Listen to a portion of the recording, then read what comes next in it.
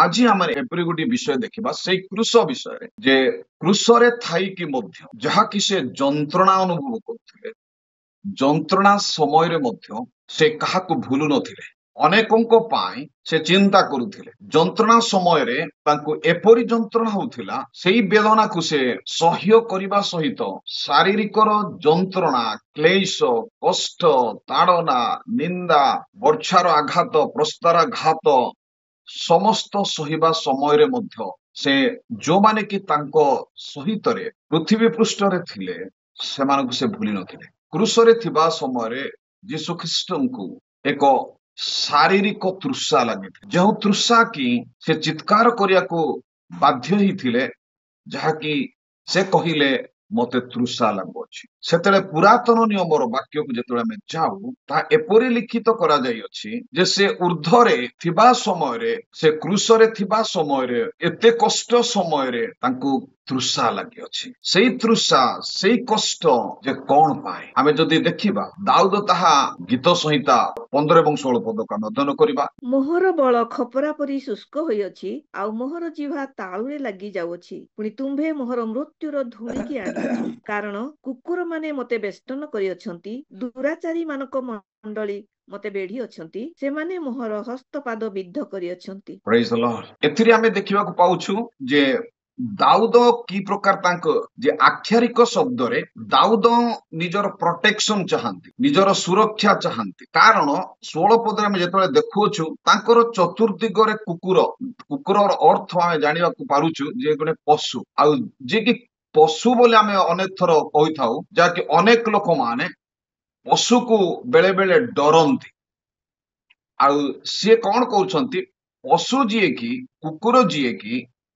से ताहाको चतुर्पार्श्वरे बेष्टन करिसंती दुराचारी मानक मंडली मते बेढी अछंती सेमाने चतुर्दिगरे सेमाने तांको बेढी अछंती तापर कोन कहउछंती हस्त ओ पाद को विद्ध करियछंती माने सेमाने कोन करछ विद्ध माने जाको के आघात करूछंती से एई दुईटी पॉइंट को हमें जेतल देखुछु तांकर शुष्कता ताळुरे जहा कि जिह्वार ताळुरे लागि जाउछि माने इट इज ड्राइड शुष्कता को बुझा जाए तृषा को बुझा जाए आ सेही शुष्क एवं तृषा यीशु ख्रीष्टन को जेतले आमे नूतन नियम को आसुछु ताहा देखुछु किंतु एई जगह रे दाऊद कोन कहया चाहंती मते रक्षा करो एई जगह रे दाऊद चाहुछंती प्रोटेक्शन एथिरे दाऊद तांकर सुरक्षा को चाहुछंती काहाकू जनको मो चतुर्पार्श्वरे जाको दुराचारी माने अर्थ जेमती कि आमे जानू ताको इंग्लिश रे मु जेतबे बाइबल डिक्शनरी को जाउथिली सेमान को विलेन बोली कहा जाउछि विलेन एंड हीरो एते दाऊद जेपरि कि हीरो आउ से विलेन माने तांकर चतुर्पार्श्वरे जो माने कि कुकुर माने बोली कहउछन कुकुर को आमे जेतबे को देखुछु से माने कुकुर माने अन्य अन्यंकर कोन मांस को अनेक जिनिस को से माने लुटिकी खाइबा ए जिनिस कुकुर मानकर प्रकृति थाए से माने मते बेष्टन करे अछंती तार अर्थ ताको चतुर्पार्श्वर अछंती आउ दुराचारी माने विलियन माने ताको आघात करते बेढी अछंती से माने ताको सुजोग दउनंती एथिरे आमे देखिबा को पाउछु एथिरे तांकर दाऊदंकर कोन भरोसा कोठी अछि भरोसा परमेश्वर को निकट अछि एथिरे तांको से आशा करूछंती God can protect me God can make me protection from dangerous situation एई परिस्थिति रे परमेश्वर ही मते रक्षा करि परिबे सेतळे से कोन करंती क्रंदन करंती विलाप करंती कष्ट करूछंती ताको इंग्लिश रे जतळे हम कहउछ लामेन बा शोक करंती रोदन करंती आउ से चित्कार करिबा समय मध्यरे से प्रेयर करूछंती प्रार्थना करूछंती निवेदन करूछंती मते प्रभु तुमे रक्षा करो he is trusting upon the Lord से परमेश्वर को ऊपर भरोसा करंती आमान को जीवन रे मध्य अछि गोटे विषय को आमे जेतले देखिबा जहा कि दाऊदन को जीवन रे आमे सिखि पारुछु आमान को अनेक विपद आसी थाए आमान अनेक ताड़ना आसी थाए आमान को अनेक जंत्रणा थाए ଆମମାନଙ୍କୁ ଅନେକ କ୍ଲେଶ ଆସିଥାଏ ଯେତେବେଳେ ଆମେ ଯୀଶୁଙ୍କ ସହିତ ଏବେ ଅଛୁ। ଯେଉଁ ସମୟରେ ଆମେ ଯୀଶୁଙ୍କ ସହିତ ଲାଗିକି ଅଛୁ ସେହି ସମୟରେ ମଧ୍ୟ ଆମମାନଙ୍କୁ ଅନେକ ରୋଦନ କରିବାକୁ ପଡେ, ଅନେକ ଦୁଃଖର ଅଶ୍ରୁକୁ ଝରାଇବାକୁ ପଡେ। ଆମେ ସେହି ସମୟରେ ପ୍ରଭୁଙ୍କୁ ଭୁଲିବା ନାହିଁ। ଦାଉଦ ରାଜା ହେଲେ ସୁଦ୍ଧା ପରମେଶ୍ୱରଙ୍କ ଉପରେ ସେ ଭରସା କରନ୍ତି। ତାଙ୍କୁ ତୃଷା ଲାଗିଲେ ସୁଦ୍ଧା, କଷ୍ଟ ଲାଗିଲେ ସୁଦ୍ଧା, କ୍ଲେଶ ହେଲେ ସୁଦ୍ଧା, ତାଙ୍କର ଯେମିତି ଜିହ୍ୱା ତାଙ୍କ ତାଳୁରେ ଲାଗିଲେ ସୁଦ୍ଧା, ତାଙ୍କର ଶରୀର ଖଣ୍ଡ ବିଖଣ୍ଡ ହେଲେ ସୁଦ୍ଧା, ଯେପରିକି ଆମେ 15 ପଦରେ ପଢୁଛୁ, ଖପରା ପରି। ଖପରା ଅର୍ଥ ଆମେ ଜାଣିପାରୁଛୁ, ଇଟ୍ ଇଜ ମେଡ୍ ବାଇ କ୍ଲେ, ଯୋଉଟା କି ମାଟିରେ ତିଆରି ହେଉଛି ଆଉ ତାହା ଯେପରିକି ଭଗ୍ନ ହେଇଯାଏ। ସେହିପରି ମୋର ଶରୀର ହେଲେ ସୁଦ୍ଧା ମୁଁ ପରମେଶ୍ୱରଙ୍କ ଉପରେ ଭରସା ରଖେ, ମୁଁ ତାଙ୍କ ଉପରେ ନିର୍ଭର କରେ। ମୋର ପ୍ରିୟମାନେ, ତୃଷାର ଅର୍ଥ ଆମେ ଜାଣିଛୁ। ଯେତେବେଳେ ସମସ୍ତେ ମିଶର ଦେଶରୁ କିଣାନ ଦେଶକୁ ଯେତେବେଳେ ଯାତ୍ରା କରନ୍ତି, ସେତେବେଳେ ସେମାନଙ୍କ ନିମନ୍ତେ ଜଳର ଆବଶ୍ୟକ ଥିଲା।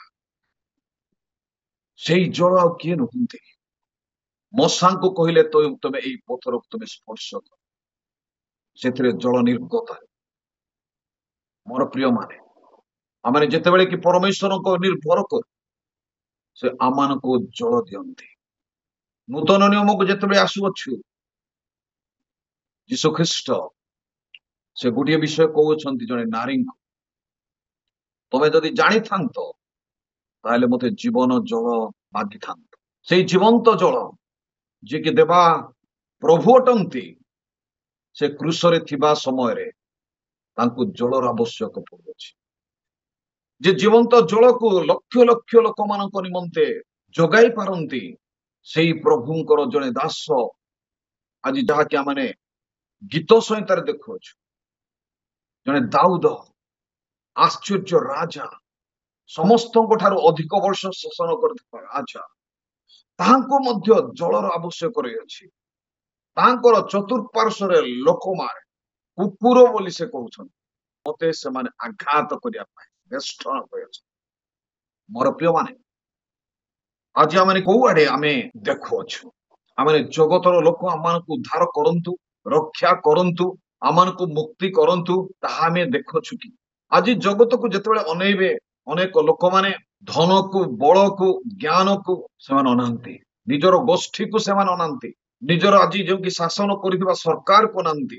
କିନ୍ତୁ ଦାଉଦ ଏଥିରେ ଅନ୍ୟ କାହାକୁ ଅନେଇ ନାହାନ୍ତି। ଦାଉଦ ରାଜା ହେଲେ ସୁଦ୍ଧା ସେ ପରମେଶ୍ୱରଙ୍କୁ ସେ ଅନେଇଛନ୍ତି ଆଉ ପରମେଶ୍ୱରଙ୍କ ନିକଟରେ ସେ ପ୍ରାର୍ଥନା କରୁଛନ୍ତି। ଆଉ ଯୀଶୁ ପରମେଶ୍ୱରଙ୍କ ପୁତ୍ର ହେଲେ ମଧ୍ୟ ତାଙ୍କୁ ମଧ୍ୟ ତୃଷା ଲାଗିଥିଲା, ତାଙ୍କୁ ମଧ୍ୟ କଷ୍ଟ ଲାଗିଥିଲା, ତାଙ୍କୁ ମଧ୍ୟ ଯନ୍ତ୍ରଣା ଲାଗିଥିଲା। ଆମ ଜୀବନରେ ତାହା ନିଶ୍ଚୟ ଆସିବ।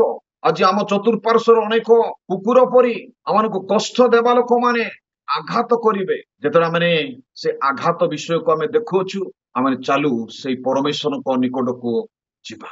ଯୀଶୁ ହେଲେ ସୁଦ୍ଧା ପରମେଶ୍ୱରଙ୍କ ଉପରେ ନିର୍ଭର କଲେ, ସେ ତାହାଙ୍କୁ ମାଗିଲେ, ତାହାଙ୍କୁ ଡାକିଲେ, ଚିତ୍କାର କଲେ। ଆଜି ଜଗତର ଅନେକ ତାଡ଼ନା, ଯନ୍ତ୍ରଣା, କ୍ଲେଶ, ତାହା ଯାହାକି ଆମମାନଙ୍କୁ ଆଜି ଘେରି ଅଛି, ଆମମାନେ ଅଣନିଶ୍ୱାସ ହଉ, ଆମେ କଥା କହିବା ପାଇଁ ଆମର ଜିହ୍ୱା ତାଳୁରେ ଲାଗିଥାଏ। ବେଳେ ବେଳେ ଆମେ ଭୟଭୀତ ହେଇଥାଉ, ଡରି ଯାଇଥାଉ ଯୀଶୁଙ୍କ କଥା କହିବା ପାଇଁ, ପରମେଶ୍ୱରଙ୍କ ବାକ୍ୟକୁ ଉଚ୍ଚାରଣ କରିବା ପାଇଁ ଆମ ଜିହ୍ୱା ଲାଗି ଯାଇଥାଏ, ଶୋଷ ହେଇଥାଏ, ଆମେ ଭୁଲି ଯାଇଥାଉ। ଅନେକ ଲୋକମାନେ ଗତ ଦିନ ଗୁଡାକରେ ଏପରି ଭୟରେ, କଷ୍ଟରେ ଆମ ନିଜ ପ୍ରିୟ ଲୋକମାନେ ସେମାନେ ପଛକୁ ଫେରି ଯାଇଛନ୍ତି। ଅନେକ ଲୋକ ଆଜି ପ୍ରଭୁଙ୍କ ଠାରୁ ଦୂରକୁ ଚାଲି ଯାଇଛନ୍ତି, ସେଇ ଭିଲେନ ମାନଙ୍କର, ଅପରାଧୀ ମାନଙ୍କର ଡରରେ, କୁକୁର ମାନଙ୍କର ବେଷ୍ଟନରେ, ଭୟରେ ଆମ ଲୋକମାନେ ଆଜି ଅନେକ ଲୋକମାନେ ପ୍ରଭୁଙ୍କ କୂଳ ଠାରୁ ବହୁତ ଦୂରକୁ ଯାଇଛନ୍ତି। ସେମାନଙ୍କୁ ଉଦ୍ଧାର କାର୍ଯ୍ୟ କରିବା, ସେମାନଙ୍କୁ ରକ୍ଷା କରିବାର କର୍ତ୍ତବ୍ୟ ଯେ ଆମର ଅଟେ। ମୋର ପ୍ରିୟମାନେ, ଆସୁ ସେମାନଙ୍କ ନିମନ୍ତେ ଆମେ ସେଇ ପ୍ରଭୁଙ୍କ ନିକଟରେ ପ୍ରାର୍ଥନା କରୁ ଯେପରି ଦାଉଦ ପ୍ରାର୍ଥନା କଲେ। ଯେତେବେଳେ ଏଇ ବାକ୍ୟକୁ ଆମେ ନୂତନ ନିୟମରେ ଦେଖିବା, ନୂତନ ନିୟମ ଯୋହନ ଲିଖିତ ସୁସମାଚାର ତାର 19 ଅଧ୍ୟାୟ 28 ପଦରେ ଆମେ ଦେଖିବାକୁ ପାଇବା। ଏହାପରେ ଯୀଶୁ ଧର୍ମଶାସ୍ତ୍ରର ବାକ୍ୟ ଯେପରି ସଫଳ ହୁଏ, ଏଥି ନିମନ୍ତେ ସମସ୍ତ ବିଷୟ ଏବେ ସମାପ୍ତ ହୋଇଅଛି ବୋଲି ଜାଣି କହିଲେ, ମୋତେ ତୃଷା ଲାଗୁଅଛି। ଏଥିରେ ଯୀଶୁ ଖ୍ରୀଷ୍ଟ ମଧ୍ୟ କହୁଛି ସମସ୍ତ ବିଷୟ ସମାପ୍ତ ହେବାକୁ ଯାଉଅଛି, ତାହା ଜାଣି ସେ କହିଲେ ମୋତେ ତୃଷା ଲାଗୁଅଛି। ଯେ କି ଅନନ୍ତ ଜୀବନର ଜଳକୁ ଦେଇ ପାରନ୍ତି, ଅନେକଙ୍କୁ ସେ ଖୁଆଇ ପାରନ୍ତି, ଅନେକଙ୍କର ରକ୍ଷା କରିପାରନ୍ତି, ଅନେକଙ୍କର ମୁକ୍ତିର ପଥକୁ ସେ ଦେଖେଇ ପାରନ୍ତି, ସମସ୍ତଙ୍କ ପାଇଁ ସେ ଜଳକୁ ଯୋଗେଇ ପାରନ୍ତି, ସେ ମଧ୍ୟ କୃଷରେ ଥାଇ କହିବାକୁ ଚାହାନ୍ତି ଯେ ମୋତେ ତୃଷା ଲାଗୁଛି। ମୋର ପ୍ରିୟମାନେ, ଆମେ ତୃଷିତ। ପରମେଶ୍ୱର ଯେପରି ଯୀଶୁ ଖ୍ରୀଷ୍ଟଙ୍କୁ କହିଥିଲେ ସେ ଆସିବେ ଏବଂ ଆସିଲା ପରେ ଯେପରି କୃଷରେ ମରିବା ପାଇଁ ସେ କହିଥିଲେ, ସେହିପରି ସେ ମରିବା ପାଇଁ ପ୍ରସ୍ତୁତ ହେବେ। ଆଉ ଯାହା ପୁରାତନ ନିୟମରେ କହିଛନ୍ତି ତାହାଙ୍କୁ ତୃଷା ଲାଗେ, ସେହିପରି ତାହାଙ୍କୁ ତୃଷା ମଧ୍ୟ ଲାଗୁଛି। ଏଇଟା ପରମେଶ୍ୱରଙ୍କର ପ୍ରତିଜ୍ଞା ସିଦ୍ଧ ବାକ୍ୟ। କାରଣ କଣ?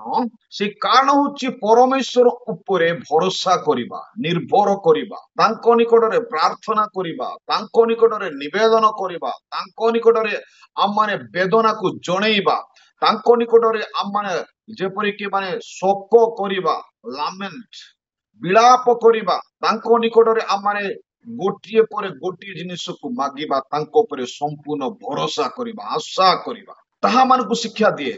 ଯେତେବେଳେ ଆମମାନଙ୍କୁ ଅନେକ ସମସ୍ୟା ଆସେ, ଯେତେବେଳେ ଆମକୁ ଶରୀରରେ ଆଘାତ ଆସେ, ଯେତେବେଳେ ଶରୀର ମଧ୍ୟରେ ଆମମାନଙ୍କୁ ବାଧାର କାରଣ ଆସେ, ସେତେବେଳେ ଅନ୍ୟମାନଙ୍କୁ ନ ଯାଇ ଆମମାନଙ୍କ ଶାରୀରିକ ଯେତେବେଳେ କି ଖାଦ୍ୟ ହଉ କିମ୍ବା ଆମମାନଙ୍କର ଆତ୍ମିକ ଖାଦ୍ୟ ହଉ କିମ୍ବା ଶାରୀରିକ ତୃଷା ହଉ କିମ୍ବା ଆତ୍ମିକ ତୃଷା ହଉ, ସେତେବେଳେ ଆମେ ଅନେକ ବିଷୟରେ ଆମେ ଚିନ୍ତିତ ହେଇଥାଉ।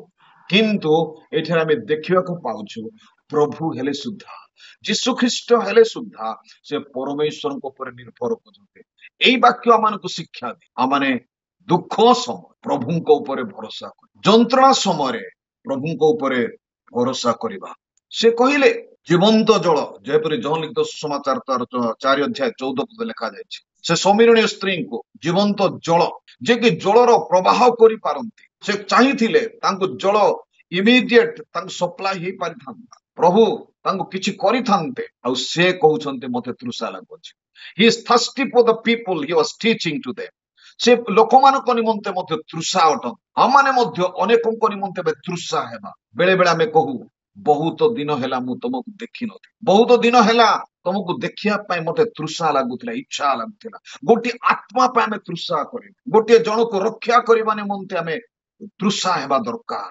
ଆମେ ଜଣକୁ ପରିତ୍ରାଣକୁ ଆଣିବା ନିମନ୍ତେ, ପରିତ୍ରାଣ ପଥକୁ ଆଣିବା ନିମନ୍ତେ ଆମ ପାଖରେ ତୃଷା ଥିବା ଦରକାର। ଯଦି ବି କଷ୍ଟ ଅଛି, ସେଇ ସମୟରେ ମଧ୍ୟ ନିଜର ମାଙ୍କୁ, ନିଜର ଭାଇଙ୍କୁ ସେ ଭୁଲିଲେ ନାହିଁ। ତାଙ୍କ ନିମନ୍ତେ ତୃଷା ସେ ଉପରେ ପରମେଶ୍ୱର କହୁଛନ୍ତି, ପ୍ରଭୁଙ୍କୁ ଜଣାଉଛନ୍ତି ମୋତେ ତୃଷା ଲାଗୁଛି। ମୋର ପ୍ରିୟମାନେ, ଆଜି ଆମମାନେ କୋଉଥି ନିମନ୍ତେ ତୃଷା ଅଟୁ? ଆମେ ଅନେକ ଜଗତର ବିଷୟ ନିମନ୍ତେ ଆଜି ତୃଷା, ଜଗତର ବିଷୟକୁ ପ୍ରାପ୍ତ କରିବା ନିମନ୍ତେ ତୃଷା, ଅନନ୍ତ ଜୀବନ ନିମନ୍ତେ ତୃଷା ଆମମାନଙ୍କର ଅଛି କି? ଅନ୍ୟକୁ ଉଦ୍ଧାର କରିବା, ରକ୍ଷା କରିବା ନିମନ୍ତେ ଆମମାନଙ୍କର ତୃଷା ଅଛି। ଅନ୍ୟ ଯଦି ଚତୁଃପାର୍ଶ୍ୱରେ କୁକୁର ପରି ଅନେକ ଦୁଷ୍ଟ ଲୋକଙ୍କ ପରେ ଅନେକ ଲୋକମାନେ ବେଷ୍ଟନ କରନ୍ତି, ତଥାପି ଆମମାନେ ସେମାନଙ୍କୁ ରକ୍ଷା କରିବା କର୍ତ୍ତବ୍ୟ।